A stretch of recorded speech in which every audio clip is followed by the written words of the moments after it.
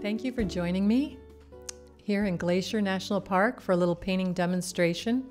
My name is Jane Latus Emmert, and my friends call me Montana Jane because I fish, I hunt, I hike, I bow hunt. I love the outdoors, and I always come to Glacier Park to camp for a week. I like to stay up here and absorb the atmosphere, the smell of the pines, the feel of the breeze, and the peaceful joy of being in one of our greatest national parks.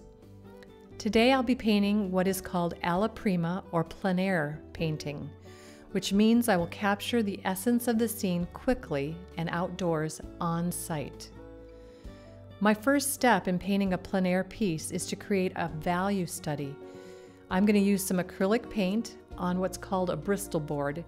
It's a stiff white board. It just prevents me from wasting my canvases or my oil paints, and the acrylic dries quickly, which is very nice for a value study. I'm going to throw in my deepest darks first, then my lightest lights and my middle values. To see those values, I squint down until my eyes are almost closed, so I see the simplified scene. A lot of times in painting, we're squinting our eyes to reduce the scene so that we see 5 to 6 major shapes of lights and darks. It will be a primitive piece of art. It's purely for gathering information, and I'll use it later because in plein air painting, the sunlight is going to change very quickly. My shadows are going to change, the highlights are going to change, and I want to capture the scene as I'm seeing it now. I'm starting with the darks on the branches and the tree in front of me. Then I put some darks on the distant shoreline where the shadows are deepest.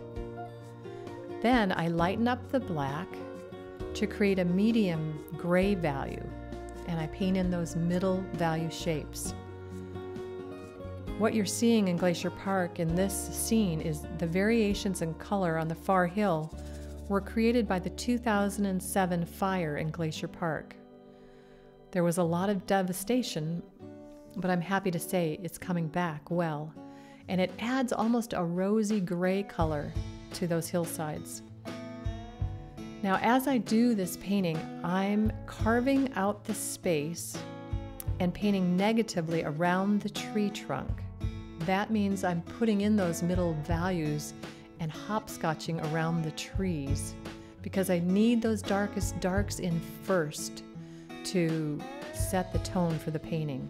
Otherwise, it'll end up middle valued and gray.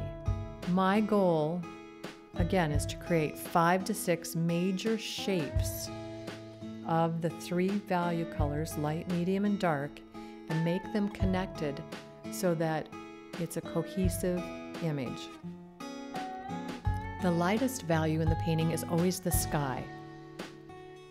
And then in this case, there's a medium value in the lake and the distant mountains.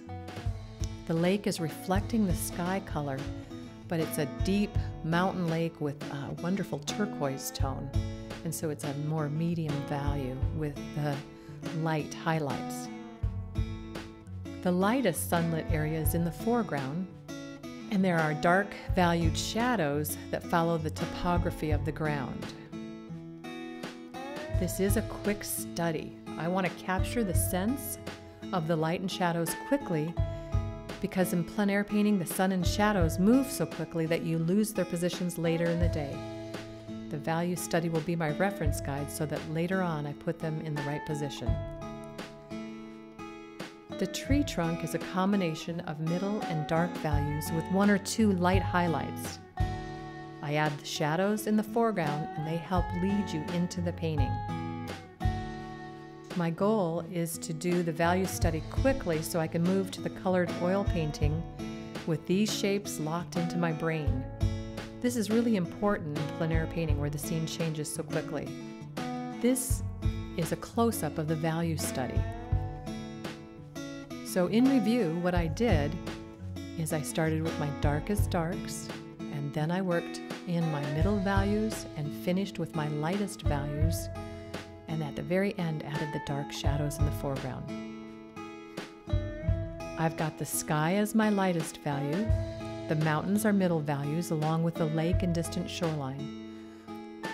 And that's my demonstration of painting Lake McDonald in Glacier National Park.